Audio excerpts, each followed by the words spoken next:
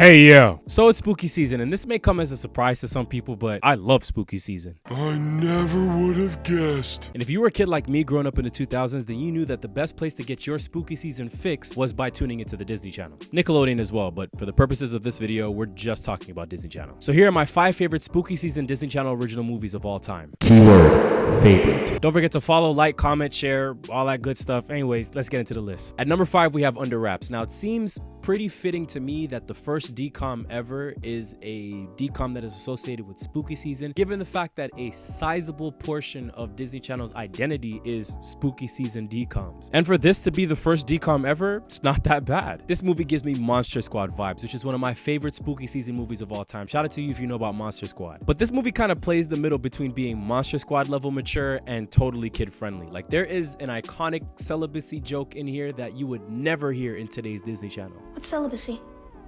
No chicks. Oh, I can never do that. You'll get used to it.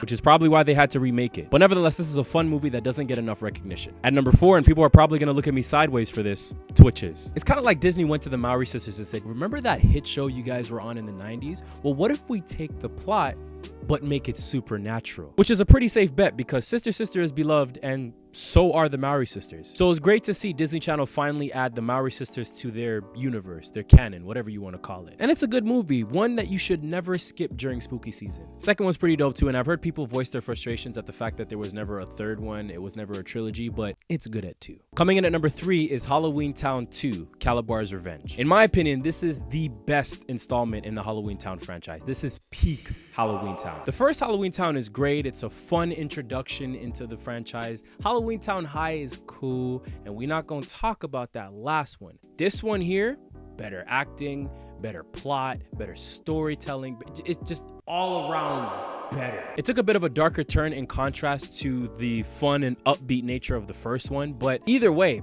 I still enjoy it. And anytime I marathon the first 3 movies, just the first 3, I always look forward to watching this one. Coming in at number 2 is one of the most underrated bangers of all time, Mom's Got a Date with a Vampire. The plot of this movie is pretty simple. Mom's is tripping. She needs some I remember watching this movie as a kid and seeing the scene where the guy walks up the side of the building and thinking to myself, how the hell did they do that? I was kind of scared of vampires after this movie. I'm not gonna lie to you. I absolutely adore this movie.